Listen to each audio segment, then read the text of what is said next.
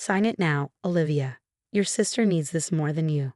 My father's voice was cold as he slid the transfer papers across the table, completely ignoring the graduation celebration happening around us. My mother stood beside him, her hand resting on my sister Kate's shoulder, both of them staring at me with expectation in their eyes.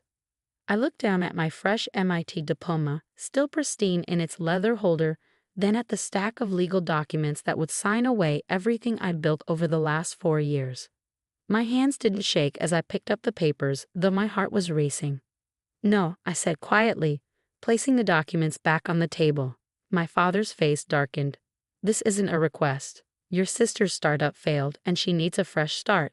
Your little coding projects can be her stepping stone. Little coding projects. That's what they'd always called my work, even after I'd won the university's Innovation Award, even after my AI security system had caught the attention of major tech companies. To them, I was still the quiet daughter who needed to sacrifice for her more ambitious sister. Kate smirked, twirling her designer watch. Bought with our parents' money, no doubt. Come on, Liv. It's not like you're doing anything serious with them. I have actual business experience. Business experience. Right. Her failed fashion app that burned through $200,000 of our parents' money in 6 months. Those patents are mine, I said, my voice stronger now. I developed the AI system myself, spent 2 years perfecting it. I'm not signing anything. My father snatched up my diploma holder, his face red with anger. You ungrateful little. He ripped the diploma in half, the sound cutting through the restaurant's ambient noise. You think you can disobey me, after everything we've done for you? The other diners turned to stare, but I remained calm. 4 years at MIT hadn't just taught me coding, it had taught me strategy. Everything you've done for me? I asked softly. You mean the student loans I took out myself? The part-time jobs I worked while Kate got unlimited credit cards? That everything. Don't you dare, my mother hissed. Your sister has vision, ambition. You just hide behind your computer all day. These patents would be wasted on you. I stood up, smoothing my graduation gown. I think we're done here. If you walk away now, my father threatened, you're no longer part of this family. I looked at them, my father gripping my torn diploma, my mother's disapproving frown, Kate's smug smile, and felt a strange sense of peace. You never saw me as part of this family anyway. I was just your backup plan for Kate's failures. How dare you? Kate shrieked, but I was already walking away. What they didn't know, what none of them had bothered to ask, was that I'd already met with Microsoft's acquisition team yesterday. My AI security system, the one they dismissed as a coding project, had caught their attention 6 months ago. The final meeting was scheduled for tomorrow morning. I pulled out my phone as I left the restaurant, dialing a familiar number. Professor Martinez? Yes, everything went exactly as expected. They tried to take the patents. No, I didn't tell them about tomorrow's meeting. Yes, all the paperwork is ready. I caught my reflection in a store window, still in my graduation gown, but standing straighter than I had in years. Tomorrow, Microsoft would announce their $50 million acquisition of my AI security system. Tomorrow, my family would learn exactly what my little coding projects were worth. But tonight, I had a different celebration in mind. I headed to my apartment, where my real support system waited. My best friend Emma, my roommate Jack, and our study group had planned a small party. People who had actually seen me work through countless nights, debug endless code, and build something revolutionary. As I climbed the stairs to my apartment, my phone buzzed with texts from my family. Dad, you're making a huge mistake. Mom, think about your sister's future. Kate, you'll regret this. I would have made your stupid program actually successful. I silenced my phone without replying. They'd find out soon enough exactly how successful my program already was. Emma opened the door before I could reach for my keys, taking one look at my face and pulling me into a hug. They did exactly what you predicted, didn't they? I nodded, finally letting myself smile. Down to the diploma ripping. Is everything ready for tomorrow? Press release drafted, social media strategy in place, and Jax got the champagne on ice, she grinned. Ready to shock the tech world, Ms. Future Millionaire? For the first time since the disastrous graduation dinner, I laughed. Tomorrow would change everything, but tonight I was exactly where I belonged, surrounded by people who saw my worth long before any price tag was attached to it. The next morning, I sat in Microsoft's sleek conference room, my torn diploma tucked away in my bag like a battle scar. The acquisition team's lead, Sarah Matthews, reviewed the final paperwork, her expression professional but pleased. "Everything looks in order, Miss Parker," she said, sliding the contracts across the polished table. $50 million, with you retained as lead developer for the next 3 years. Are you ready to sign? I picked up the pen, thinking about how different this felt from last night's attempted coercion. Just one question. The press release goes out immediately after, correct? Sarah nodded. We've coordinated with major tech publications. Your security system is exactly what the market needs right now. This will be breaking news within the hour. I signed my name with steady hands, each stroke a declaration of independence from my family's expectations. As Sarah gathered the paperwork, my phone started buzzing. News traveled fast in the tech world, and someone had already leaked the acquisition. The first call was from Kate.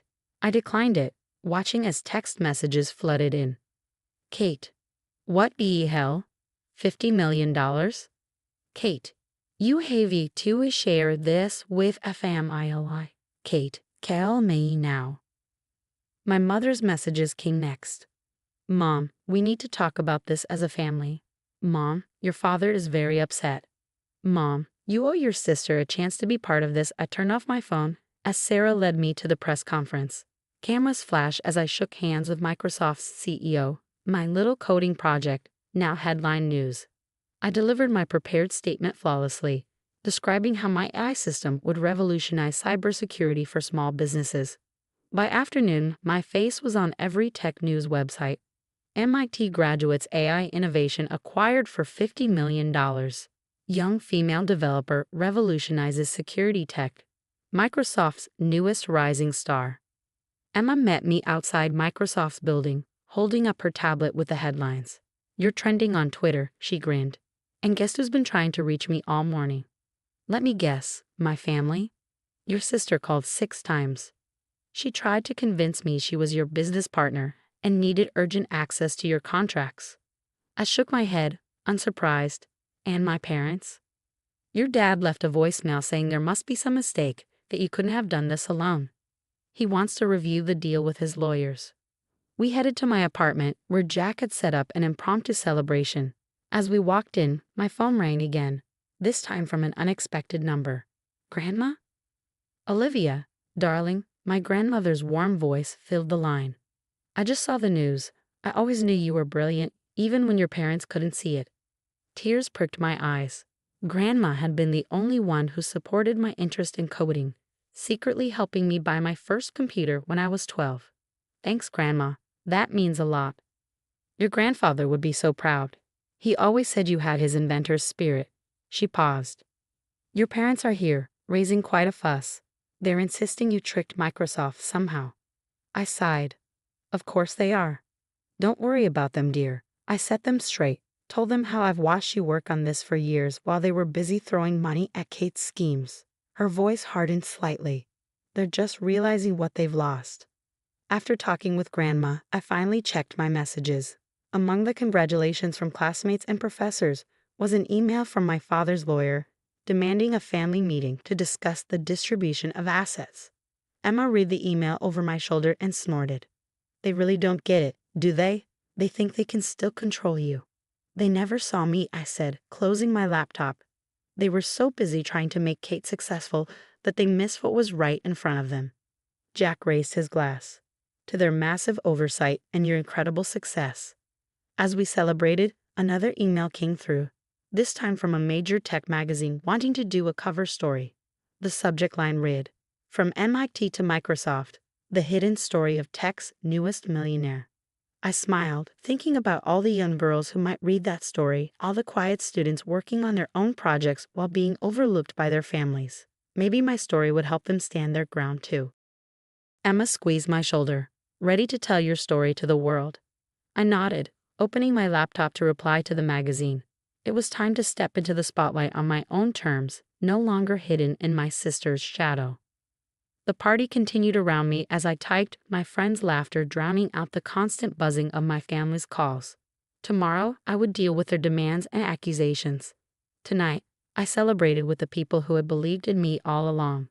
The magazine interview was scheduled at my grandmother's house, a deliberate choice that sent a clear message to my family. As the photographer set up in Grandma's sunlit study, surrounded by photos of my early coding competitions and science fair wins, I heard familiar voices in the driveway. "They're here," Grandma announced, peering through the curtains. "Right on schedule." My parents and Kate stormed up the path, exactly as I predicted. The magazine journalist, Diane, raised an eyebrow. "Are they part of the interview?" "They're about to be," I smiled. "Keep recording." The door burst open, my father leading the charge. "This ends now, Olivia. You're making a mockery of this family." "Please, do explain how my success mocks our family," I replied calmly, gesturing to Diane. "I'm sure the readers would love to hear your perspective." They froze, finally noticing the cameras and recording equipment. Kate's face flushed as she recognized the magazine's logo on Diane's notebook. "You planned this," my mother accused, her voice shaking. "You deliberately set us up." "No, Mom, I'm just done hiding. You wanted to force me to sign over my patents." "Let's talk about that. You ripped up my diploma. Let's discuss why." I turned to Diane. "My family has an interesting view on success. They believe it only counts if it comes from their chosen child." "Olivia, stop this immediately," my father demanded, but Grandma stepped between us. "No, Gregory, you stop. I've watched you dismiss Olivia's achievements for years. You threw money at Kate's failed ventures while Olivia worked part-time jobs to fund her research. Now you want to claim her success. Not happening." Kate sneered, but I caught the panic in her eyes. "You're just jealous because I was supposed to be the successful one. You stole my chance." "Your chance?" I laughed. "You mean like your fashion app that lost $200,000? Or your revolutionary social media platform that never launched? Tell me, Kate, what exactly did I steal from you?" Diane was scribbling furiously, her recorder catching every word. My father noticed and changed tactics. "Sweetheart, we only want what's best for the family. Surely we can discuss this privately. Like how you privately tried to force me to sign away my patents." I pulled out my torn diploma. "Or how privately you destroyed this." The photographer snapped photos as I held up the ripped certificate. "Perfect. The visual would make an excellent addition to the article." "Miss Parker," Diane interjected, "would you say your family's attitude motivated your success?" I considered the question, looking at their faces, my father's controlled anger, my mother's embarrassment, Kate's barely concealed jealousy. Actually, yes. Every time they dismissed my work as little coding projects, it pushed me to work harder. Every time they threw money at Kate's ideas while I took out loans, it taught me financial responsibility. They showed me exactly what I didn't want to become. "You ungrateful," Kate started, but Grandma cut her off. "I think you've all said enough.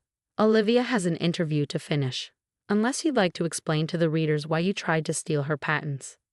They left as abruptly as they'd arrived, my father practically dragging Kate, who was still shouting about family loyalty. Once they were gone, Diane turned to me. "That was intense. Are you okay?" I smiled, genuinely at peace. Better than okay. That was the last tie I needed to cut. The article came out a month later, Tech's Rising Star. The truth behind the success became the magazine's most shared story. My torn diploma, carefully pieced together and framed alongside my Microsoft contract, made a powerful image. The responses flooded in. Emails from young developers sharing similar stories, messages from parents acknowledging their own biases, invitations to speak at tech conferences about overcoming family expectations. Kate tried to launch a rival tech company, but without my parents' funding. They'd finally learned their lesson about throwing good money after bad. It fizzled within weeks. My parents made several attempts at reconciliation, all centered around family unity and sharing success. I declined each one. Instead, I focused on building something meaningful.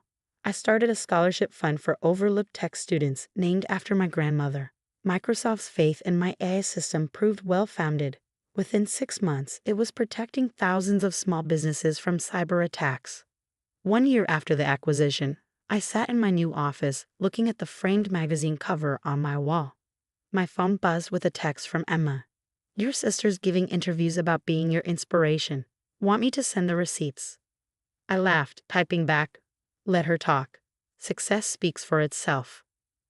My grandmother's words from the magazine article had become my mantra. Success isn't about proving others wrong. It's about proving yourself right.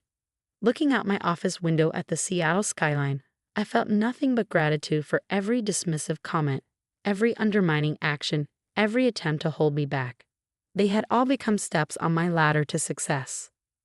My little coding project was now an industry standard. My name was respected in tech circles, and my story was inspiring others to stand their ground. Sometimes the best revenge isn't confrontation. It's simply succeeding beyond anyone's expectations, especially your own.